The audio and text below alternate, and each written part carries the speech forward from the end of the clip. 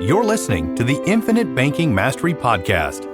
Did you know that you could build a tax-free pool of wealth that's liquid and accessible all your life while building your retirement nest egg? Gain full control of your financial future and stop relying on the government and banks.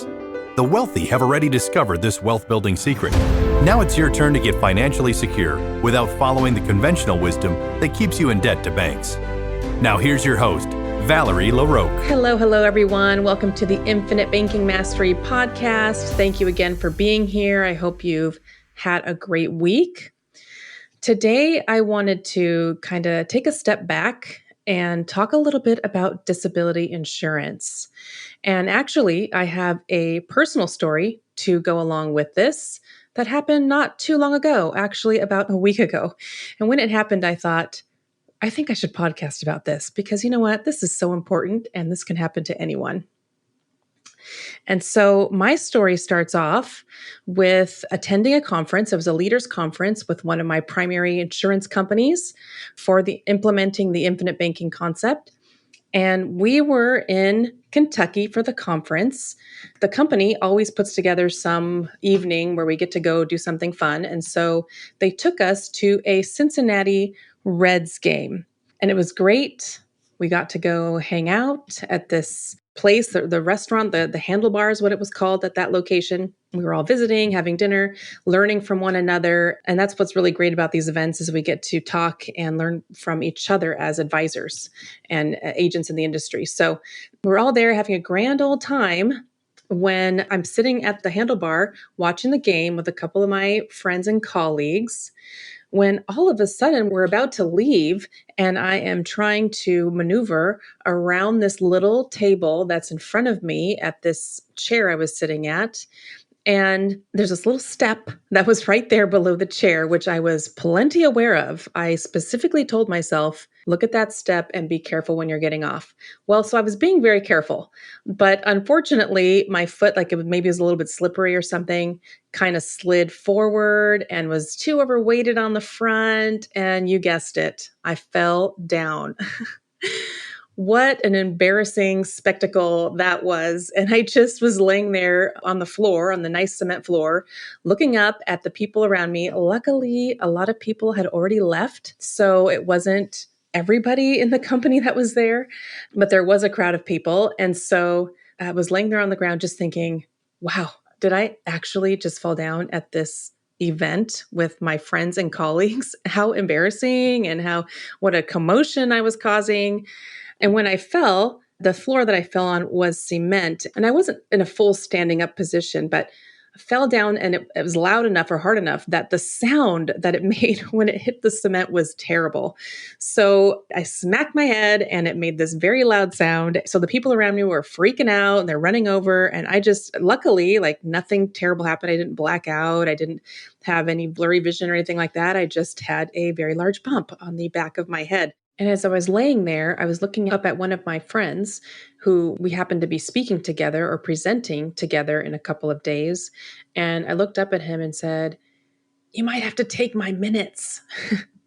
And he laughed at me and said, "Don't you be going all extra out of your way to get out of speaking with me." Ha, I don't think so. And so they helped me sit up. And then I have this gentleman who is just a wonderful person who's been with the company for decades. And he's this awesome advisor who actually was recently inducted into the company's Hall of Fame for being all as amazing as he is. Well, he was back there, putting ice on my head. I just thought, well, what a kind person. I can see why you were inducted into the Hall of Fame. You're just so pleasant and kind and thoughtful and have a lot of empathy. So I was sitting there, completely just flabbergasted that this actually had happened to me. And, luckily, since I'm at the game, the Cincinnati Reds have a doctor on staff. So the ER doctor just ran right up and came to see me. I thought, wow, this is handy to have an ER doctor on staff.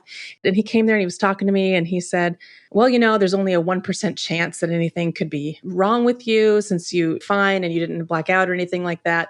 But if you'd like, the hospital's only 5 minutes away and we can take you there. And everybody around me is nodding their head. I'm just thinking, I probably could. I don't know. But everybody's around me nodding their head, including the gal who runs the events.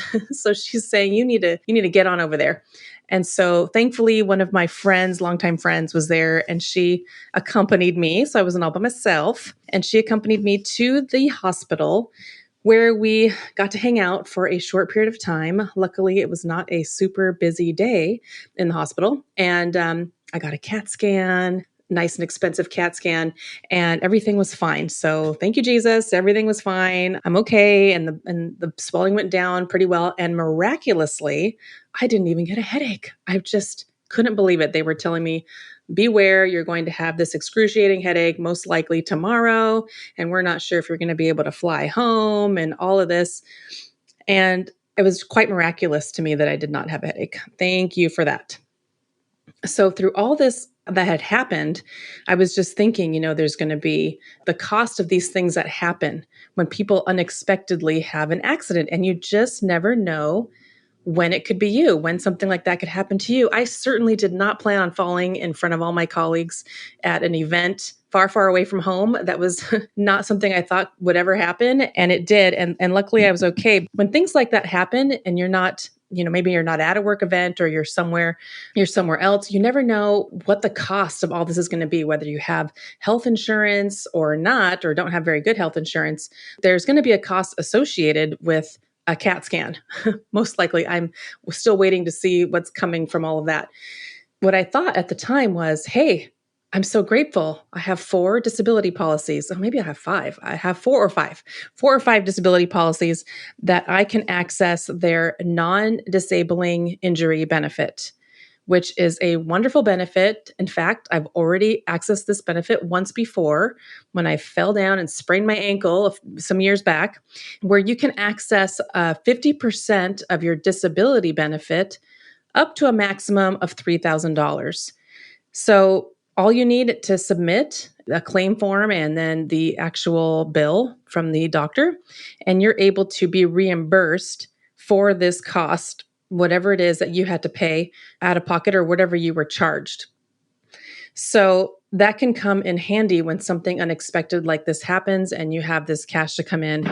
And in fact, they'll pay, even though you might have insurance helping to pay the cost too. You just need to submit the overall bill and they will fund you this non-disabling injury benefit.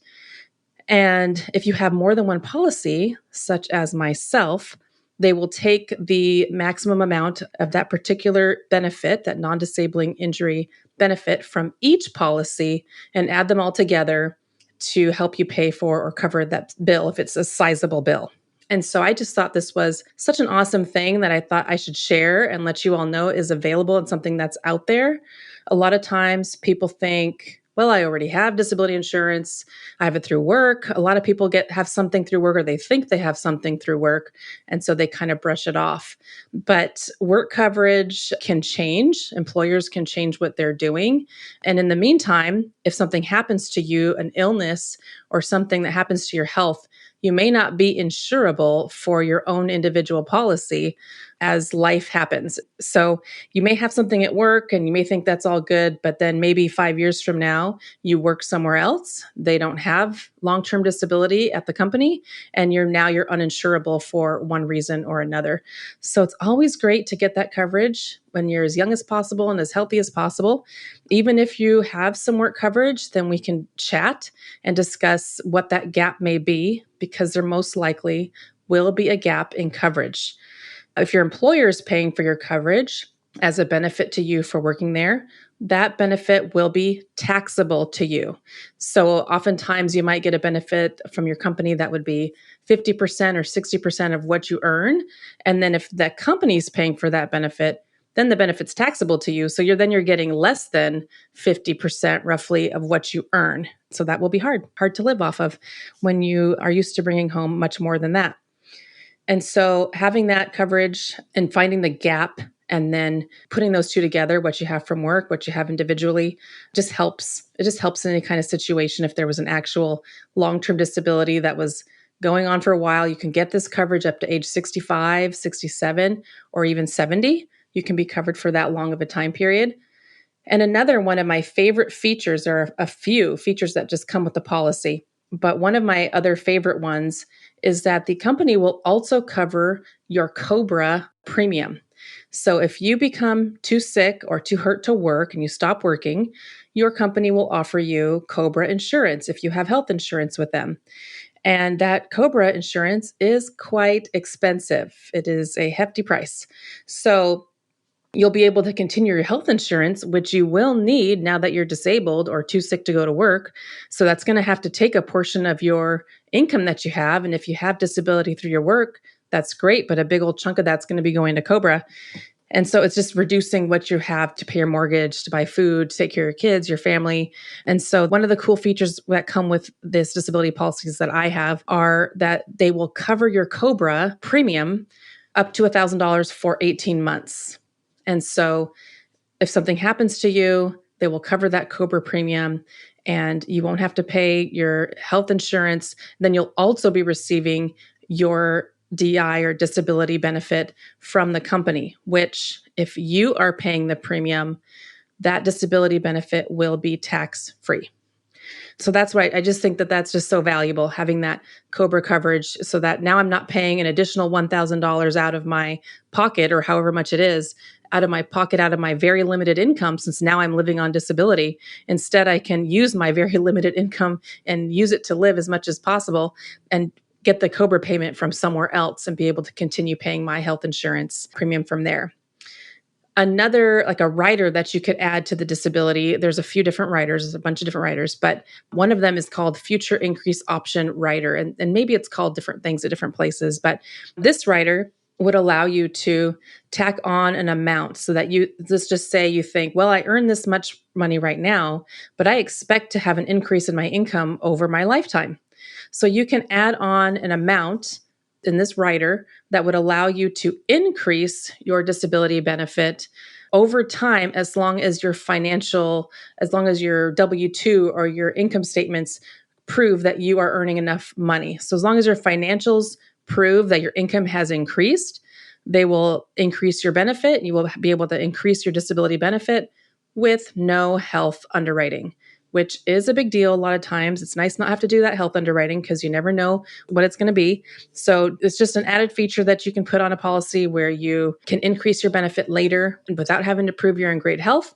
And so I just think that's an awesome feature. I put that on mine. And that's one of the reasons why I have more than one policy, because I've already exercised this rider as my income has increased so that I can buffer my income. Because as your income increases, well, you get comfortable with that income and you are used to living on that income. And now your expenses are rising to meet your income, especially if you are buying a lot of whole life premium to finance your life through the infinite banking concept.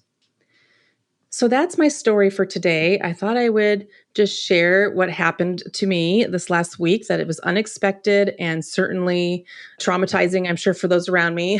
So thankfully, everything was good and I was okay. And there was nothing at all in the CAT scan or anything like that. But it still was a completely unexpected thing. And for most people, it's an unexpected cost. And so it's nice to have these things to fall back on and be able to get extra money from to pay for these things. So I know that today we didn't really talk about infinite banking, but if you'd like to talk about infinite banking or creating a whole life policy for you, or even a disability policy for you, if you'd like to check out what you currently have at your work and compare it to see what kind of gap you may have in coverage. If you think that I would be a great advisor and a good fit for you, I would love for you to reach out and see how I would be able to help you. You can reach me by emailing me at valerie@alphaomegawealth.com. I hope that this story was interesting, that it got you thinking maybe a little bit, and reach out if you have any questions. I'd be happy to chat with you. I hope you have a great week, and I'll talk to you next time. Take care.